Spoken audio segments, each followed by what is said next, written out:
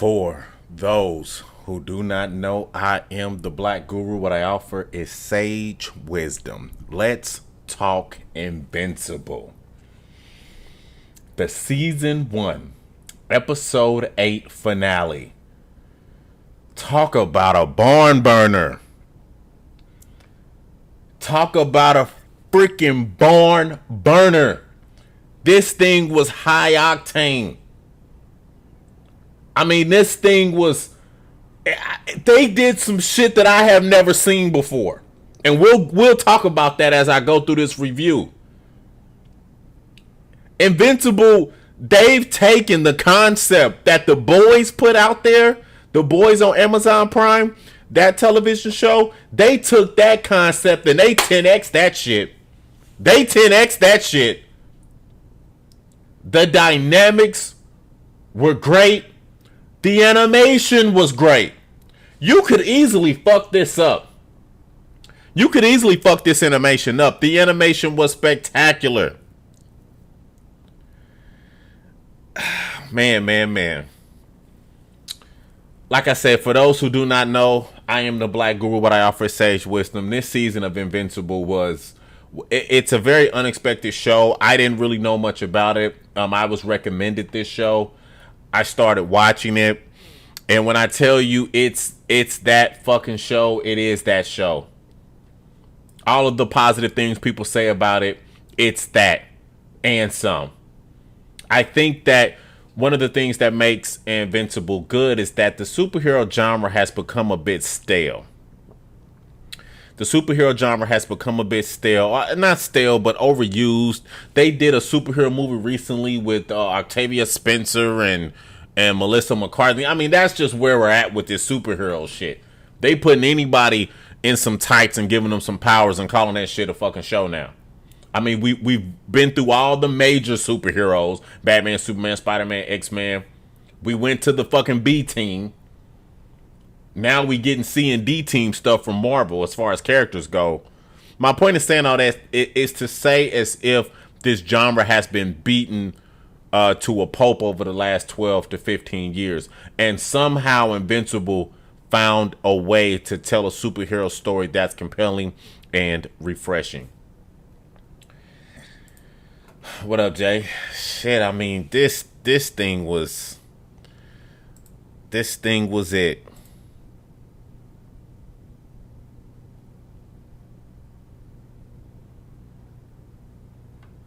This thing was definitely it. Let's get into it.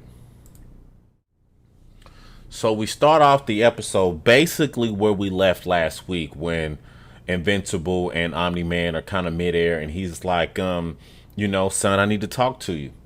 So then Invincible instantly attacks him and it's like, somebody's taking over you, Dad. Tell me how to get it off of you, because he can't believe it. His mind can't even fathom that his dad is the fucking asshole that he is. His mind can't even fathom that. So he attacks him and he's trying to save him. And Omni-Man's like, bro, chill, bro. This is me. This is who I am. And he begins to explain that he's a Virtuemite and what happens on his planet and the history of his planet. And he talks about that basically these guys are conquerors. And they set out to conquer the galaxy, and they ultimately did. And then they set out to conquer the universe. So what they said is that, they send particular individuals to particular planets now to weaken the planet. And then they turn back around and attack the planet full scale to take the planet over. So we look at that, and that was a bit of a shocker for me. I didn't know the true history of his home planet and what Omni-Man was really there to do. That explains why he killed all of the superheroes at the beginning of this season. It explains that perfectly as to why he did it. Invincible hears this and he tears his ass up. His butt cheeks get tight and he starts crying. Oh no, Dad, this can't be true. It's true. It's damn true. Shout out to Kurt Angle. So they fight. Basically, hey, man, if you don't want to join me, because Omni-Man was like, hey, you got to join me. If you don't want to join me, I got to kick your ass. And that's what he starts to do. as Cecil and the mother watch. And some of the dialogue, let me tell you, all of this shit was fantastic. It was fantastic. The dialogue was on point. The animation was on point. The action was on point. All of this first half of this fucking finale was fantastic. Man, I can't say enough about it as far as we're talking animation that's not an anime. That's not that Japanese anime style, but we have that more of that American style. I mean, it was everything. I'm sorry, this shit was pretty good. The dynamic between these two in this scene was very good because the mother is listening in on the conversation between Omni-Man and Invincible, and she's learning things about the truth. And there's some real gut wrenching shit that he says about her, he being Omni-Man, as she's insignificant, that their race lives on for 500 years, so nobody really even, they live on for thousands of years, honestly. Nobody even really matters. It was insane. So he's, trying to teach his boy a lesson. He being Omni-Man, he's going to teach his boy a lesson. So he basically starts kicking his ass. And now Cecil sends out 2 missile strikes on Omni-Man. And he's all like, yeah, I know it's not going to do shit, but maybe it buys Invincible some time to figure out something. I know it's not really going to do nothing, but yeah, he even called her his pet. That was, Omni-Man called her his pet. I was like, yikes, Omni-Man. So then, the airplanes get destroyed, and Invincible comes in to save one of the pilots because his chute wouldn't activate. So he grabs him, he lands him on the ground safely, so that way he's saved. Invincible still showing he has the potential to be, a superhero, and he's still about saving people. Ladies and gentlemen, Omni-Man pulls up behind that guy and crushes his fucking skull. And he tells his son, why are you wasting your time saving like these insignificant people?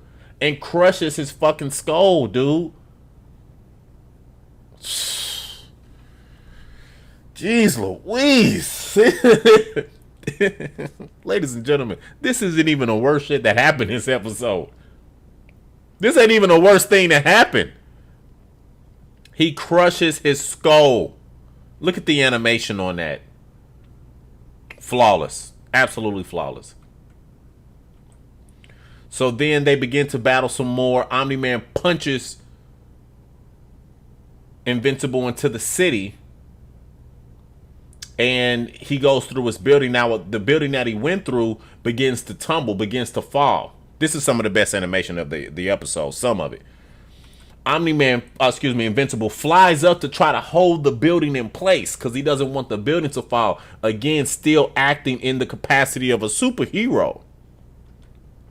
And then there's this little girl and this mother that he's trying to save. So he's got the mother hanging on one arm. He's trying to save the little girl, and this building is collapsing on them all as we speak, as it's happening.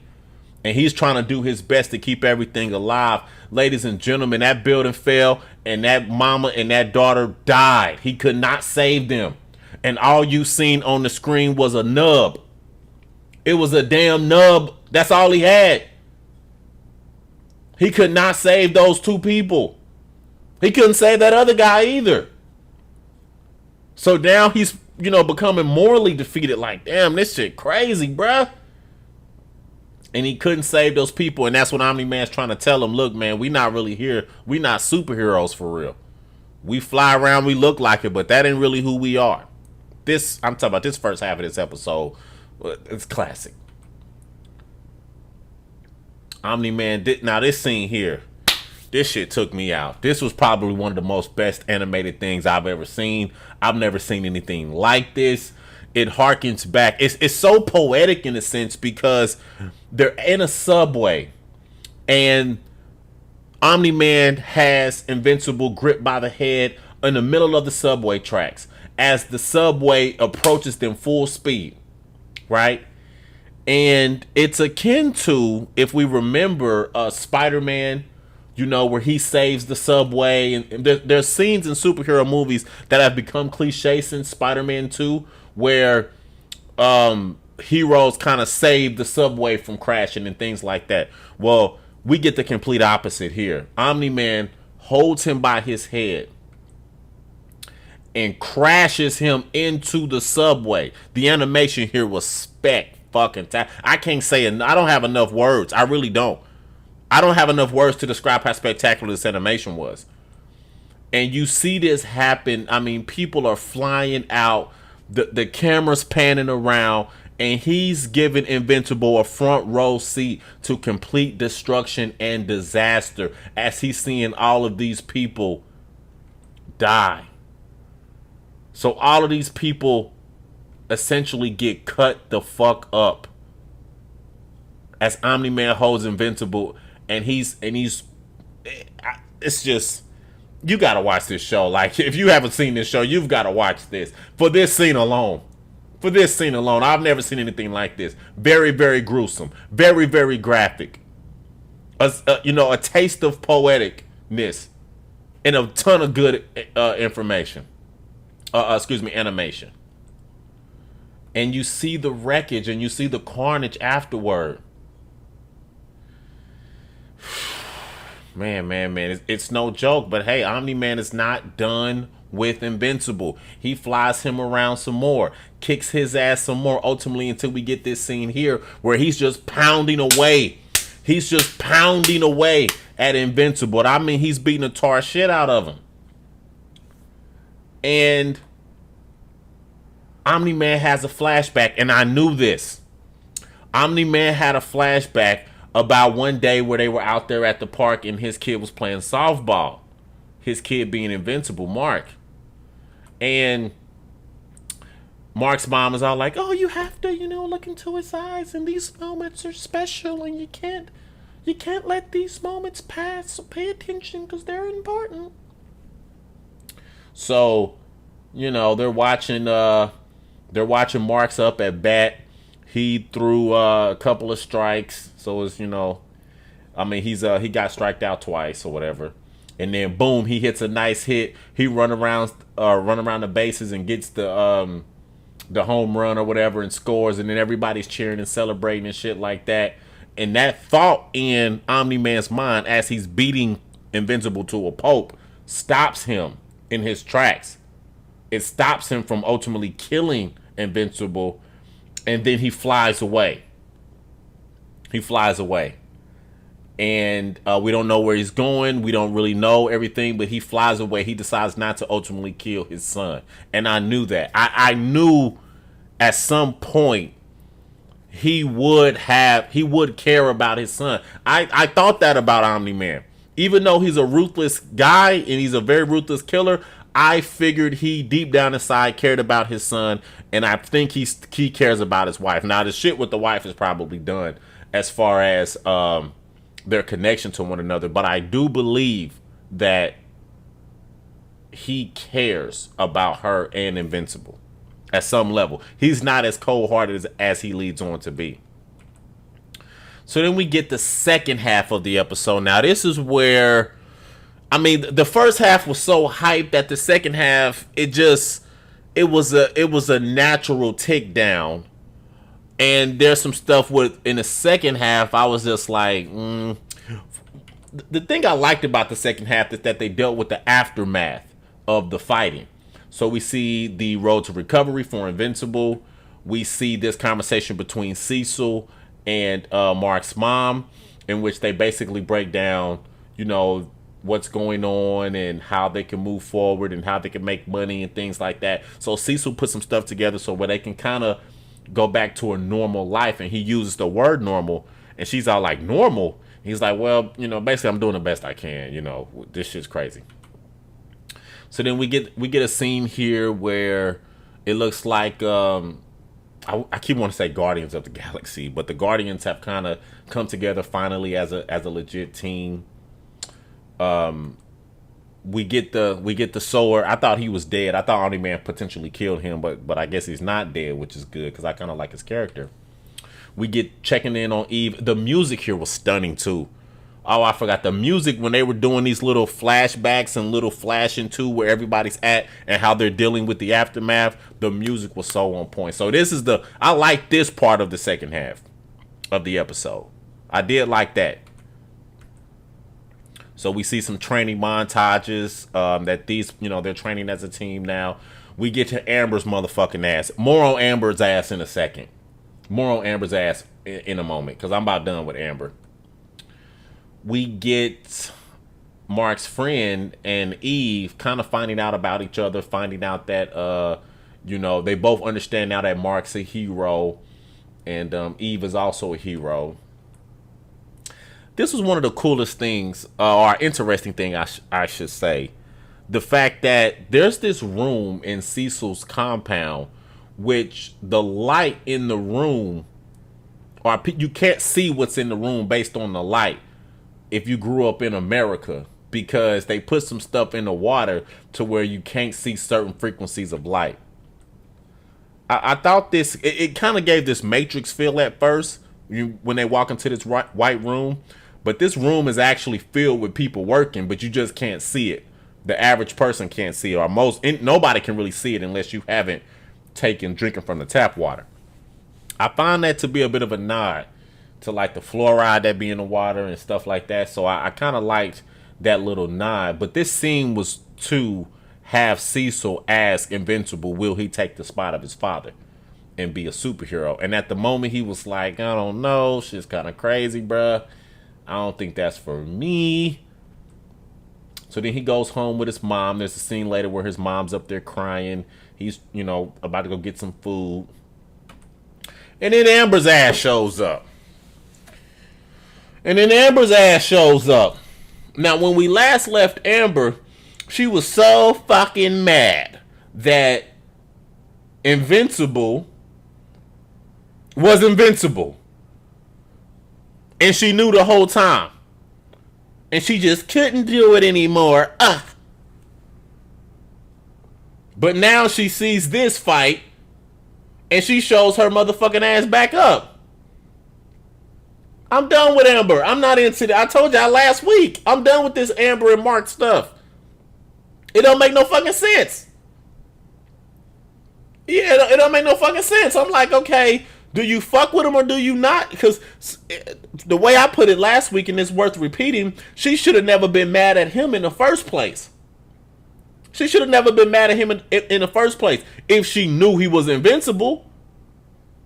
They have the fight on the college campus. He steps away to put his costume on. He comes back, fights the robot. She's got an attitude. And, he turns back into Mark, walks back around the corner. She's, where did you go? Bitch, you didn't know that I was just fighting the robot. Oh my God, you just left us. You just left. But I'm invincible, so I didn't just leave. See, that's illogical right there. They should have, and I said this on last week, her beef shouldn't have been the fact that he left. Her beef should be the fact that she keeps asking him, who is he and where did he go? And he keeps lying. Right? Then she can have a legitimate beef. Because she can be like, hey, I already knew you were invincible. I figured that out, but you didn't tell me. Why won't you tell me? You don't trust me? You don't fuck with me like that? Then I could understand all of this. But the dialogue was written in such a way that she was mad that he kept disappearing. Now, she did mention, oh, you don't trust me? Why won't you tell me? But her initial beef at the college was that he was gone. And she was ready to go fuck another frat boy, too. Let's add that in, too. Don't forget about that. I'm over Amber. I'm done with Amber. I'm over Amber altogether. Amber and Mark, that's a pack. Can we get a new chick in? Or can we get the Amber and Adam Eve stuff going? In any event, and Amber's not really bringing anything to the table as far as value as a character. She really hasn't in season 1. She was decent early on as providing a love interest, but once they fuck that love interest stuff up, I just don't see it. I don't see it. I thought that she may become an antagonist ultimately, right? She may ultimately turn against Mark and wants revenge or something like that, but it seems like that's not in the making at the moment. So I just don't know. I kind of like Mark having a love interest, right? It kind of grounds him in humanity, which supports the story. But it's just the stuff with Amber. I don't even think it's really. It's just how they wrote the character that was kind of weird. Like it was, it was weird. So then, knock knock, who's there? Eve and the homeboy shows up while Amber was there, and they're all sitting there, and they're like, "Hey, let's go get a bite to eat." So we get this scene here that's like Friends, or this it's like Seinfeld. They're sitting around the shit like Seinfeld, all having a conversation at a diner or whatever. They even got the '90s kind of art on the wall. It's giving every bit of Seinfeld, and I think Robert Kirkman or whoever did that on purpose, because he's been doing that this season, dropping these little nostalgic '90s things in the show. So this was given Seinfeld, and it just wasn't it for me. What's up, Toxic?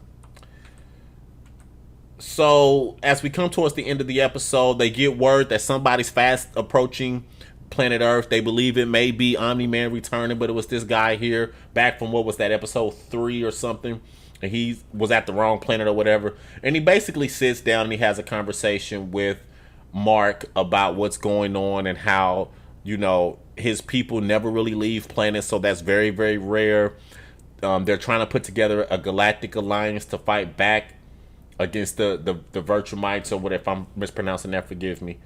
But so he kind of sets up next season's plot. All of this to me is to set up season 2, and that's initially when I watched it the first time, I didn't like it because I'm so invested in the Omni-Man stuff that I really don't care about the trivial things of what happened up until this point. So, for example, they cut to the aliens that were, the time traveling aliens. They cut to that as if the aliens are plotting their revenge. We cut to the Magma Man that they fought earlier, and they're plotting their revenge. We see Titan, which I am interested in Titan, honestly. And we see him still up to no good, running the crime boss of the city now. And we see the Beast guy who beat the hell out of Invincible. And he's there. So initially I was like, I don't want to see any of this next season. I want to see what's going on with Omni-Man, and I want to see that storyline. That's what I care about. But on the second rewatch, I said, you know what? I'd rather see the people from last season make comebacks and further those storylines than I would like to see new stuff introduced. Right? I'd rather see us expand on the Titan stuff, expand on the Beast stuff, expand on those time traveling aliens, expand on those things versus introducing a whole bunch of brand new monsters of the week and me not really being invested in that. So I am looking forward to some of the storyline expansion of some of these monsters of the week that we dealt with in season 1. So that's basically how the story ends, how season 1 ends, I should say. They're kind of just sitting around talking, and he's like, yeah, I should finish high school. Okay, so it kind of just sets us up for season 2. I am anticipating a great season 2. I am looking forward to season 2, quite honestly. I'll have to give season 1 an A. It did a lot of spectacular stuff. The animation was incredible. They did so many great things that I just can't say enough about this show. So, for those who do not know, I am the Black Guru. What I offer is sage wisdom. I highly recommend watching Invincible if you're into shows like The Boys or shows like Brightburn, where things are more graphic, more gruesome, more real superheroes, but with that edge, that kind of a rated R edge, if you will. This is the show for you, man. And I think Robert Kirkman got another hit on his hands. I really do. The Walking Dead was Robert Kirkman's big breakout hit, and I think he has another one on his hands with this show. I can't say enough about it. Like I said, for those who do not know, I am the Black Guru. What I offer is sage wisdom. I catch you guys on the flip side. One love.